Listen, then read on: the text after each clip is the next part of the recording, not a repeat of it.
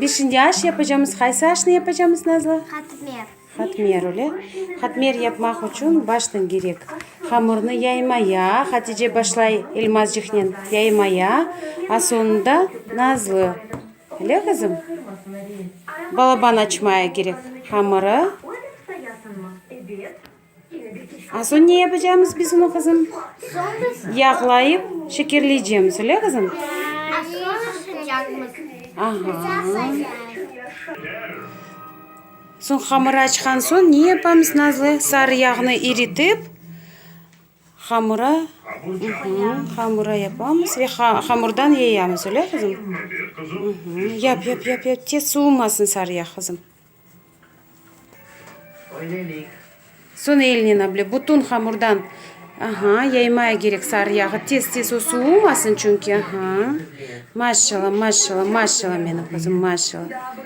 Hatice obur yayımını yaya öyle kızım. Saktığınız sıcak yağ saktığınız. Son yağ her tarafa yapan son ne yapayım abla? Sarmaya gerek öyle kızım. Sar kızım tez soğumasın. Hatice bu vakit yeni yayımını yaya öyle kızım. Maşallah. Aha. Yap sonlayacağız. Son yağlayan son hamurunu abla tıkırancık sıkmaya gerek hamurunu öyle. Yap kızım. Yap. Hepsini yap. Maşallah. A sen yeni hamurcuk yayaysın öyle. Maşallah Hatice'yi görüyorsunuz. Nazlı şimdi yapay. Şimdi Xatmer son tavaya koyacağımız.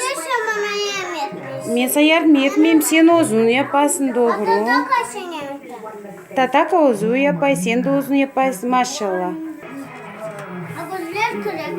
Endi hamurcuknu öyle sıkan son abla yapay. Köpetiye nasıl biz yapamız öyle kızım? Точно öyle yapamız doğru. Aha maşallah. Üstünden tıkarancık basayıq. Tıkarancık oxlavnen şimdi üstünden açmaya gerek gene hamuru. Hatice ver bana şimdi. Sen de yerşi güzel oluyor. Tıkarancık ver bir daha ver oxlavı. Abla yapayıq. İşin tıkarancık yaymaya koyacak. Tıkarancık un oluyor sepmeye yapışmasın. O yağlı o yapışmayacak ama.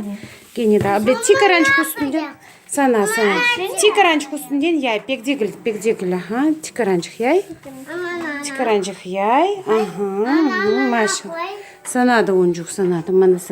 Bana Hatice'nin hamuru pek dilber oldu kızım. Kırım kartasını yaptın sen galiba. Abla daha çözsek точно Kırım kartasına benziyor bu tarafta. Doğru. Bana toxta kızım. Güzel. Abla incece dur bir daha endi çünkü endi niye koy.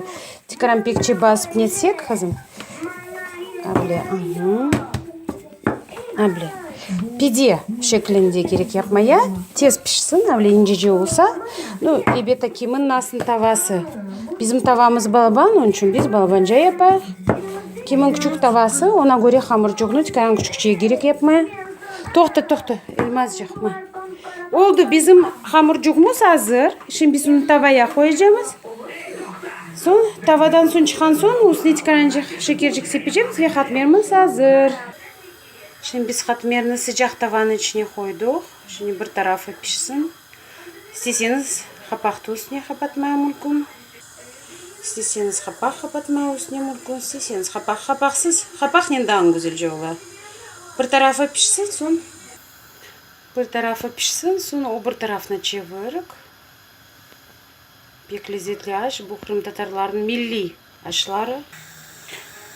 Bir tarafı pişti. Kimisi tavada, kimisi yağlı tavada, kimisi yağsız tavada. Mümkün fırında da pişirmeyi isteseniz bundan başka lezzet oluyor.